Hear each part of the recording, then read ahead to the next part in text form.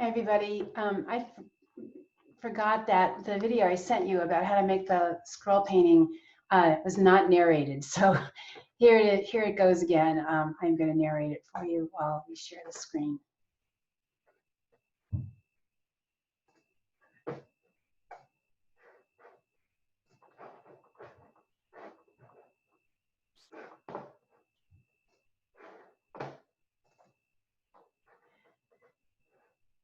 So what I'm showing you here is the brush painting, and just talking about that's where you start. This is BFK paper. I neglected, I think, to mention to get a sheet of that.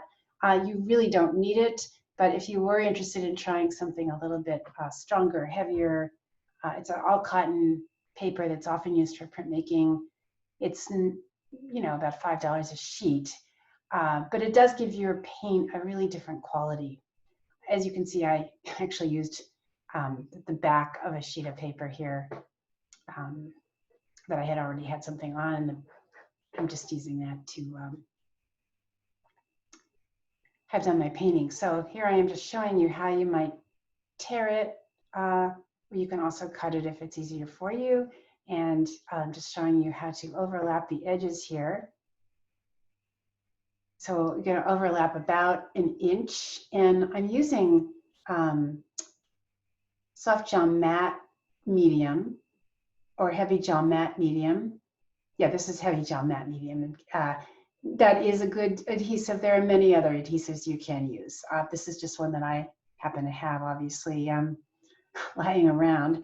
And I just spread significant amount on the back of my piece of paper. And I'm spreading it out with my finger. You could use a palette knife. You could use a heavy piece of cardboard, whatever is around here. Just spread it nice and evenly, about an inch, as I said.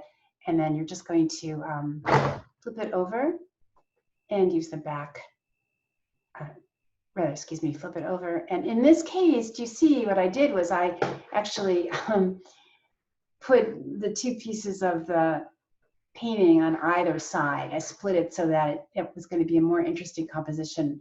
So you could choose to do that on your own too. Depends on how you did it. Some people, I think, used the whole sheet of paper, which is totally fine. Others didn't, so it's really up to you. So this is just how to fold it in half. And then I'm showing you my color that I had mixed up before. That is mixed up with white. It's going to be a nice opaque color. Just showing you what that looks like. And I added a little bit of water so it was a little bit more brushable. You can do that. You could add medium too. There's always many different ways to approach this, but if you're going to use this as a background, which I'm about to do, you may want to water their paint down so it's just a little easier to spread. So here I am, just going ahead and covering the whole back of that, the background rather.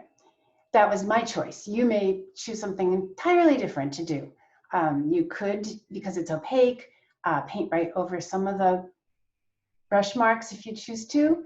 But I decided to use my shapes, to sort of control that, let the edges of the shapes be where I stopped my blue. And here I'm showing you, I've made a stencil from presumably you would use one of the drawings that you did from last week's class. And I'm showing you some other color that's opaque so that when I would put a nice flat color down using my stencil, it would be opaque enough to cover that strong blue color there. And just showing you placing it down, how to hold down your stencil with one hand and paint toward the middle so that you're not going to get the paint under the edges of the stencil. But if you do that a little bit, that's okay. You might add to the liveliness of your painting. You could always go back and clean it up with a little bit of that blue paint. So here I'm just showing you, I decided to do a couple of the stencils on top of my painting. And as I said, you may choose to not do stencils at all. Your piece might be too busy, so stencils would not be appropriate. Or they might be, But at this point, it's a call and response. You know, what is your painting saying that it would like to have you do? What do you, when you look at your painting, decide that you would like to see? All right, have fun. That's it. Hope that helped you, and we'll see you next time.